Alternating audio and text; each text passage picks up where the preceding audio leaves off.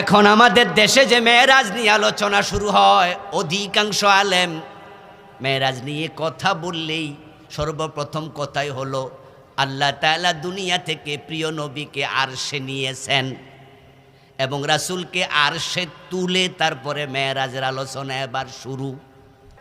এখন মেরাজ প্রসঙ্গে কত বিকৃতি ঢুকেছে তার কোনো হিসাব নাই। অনেকগুলো বিকৃতি আমি এই বইতে এনেছি, শোনাবো কিছু। মেরাজ থেকে ফিরে এসে নবীজি দেখেছেন এখনো উনার শোয়া বিছানাটা গরম আছে।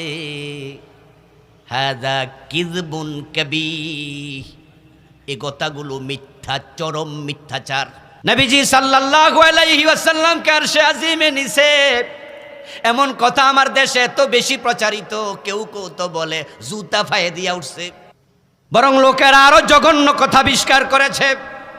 এই বেদাতি ভণ্ডগুলো কি আবিষ্কার করেছে শুনুন, যে নবীজিকে জিবরিল আমিন বলছে সিদরাতুল মুনতাহায় যাওয়ার পর, লাউ তাকাদ্দামতু খাতওয়াতান লা হাতারিকান্না, ও নবী আমি আর যাইতে পারবো না, যদি আমি এক কদম সামনে যাই আমি জ্বলে পুড়ে শেষ হয়ে যাব, বরং এবার আপনি যান।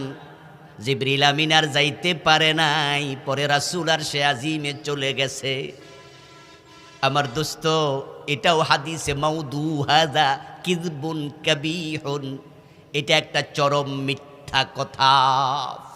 একদল আলেম বলেন যে হ্যাঁ নবীজি আল্লাহর কাছাকাছি হয়েছেন, তারা দলিল দেন সুম্মা দানা ফাতাদাল্লা ফাকানা কাবা কাউসাইনি আও আদনা।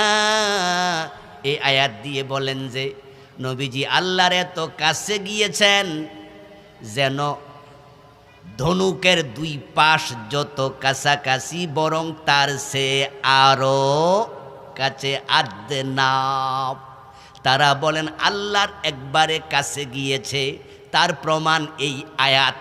এজন্য আমলকে হেফাজত করো, পবিত্র করো বিদআত থেকে, ইমানকে পবিত্র করো শিরিক এবং কুফর থেকে, চিন্তাকে পবিত্র করো খোরাপাত থেকে। আল্লাহ তাআলা মেরাজের মাধ্যমে প্রিয় নবীর শ্রেষ্ঠত্ব প্রমাণ করলেন কিভাবে? একাধিক পয়েন্ট, তার মাঝে একটা হচ্ছে নবী মুহাম্মদ সাল্লাল্লাহু আলাইহি সাল্লামকে আল্লাহ তাআলা জীবিত অবস্থায় সশরীরে এতটা উপরে নিয়েছেন, এমন উপরে আর কোনো নবীকে নেন নাই। মেরাজ শব্দটি উরুজ থেকে এসেছে। উরুজ মানে হলো ঊর্ধ্বগমন।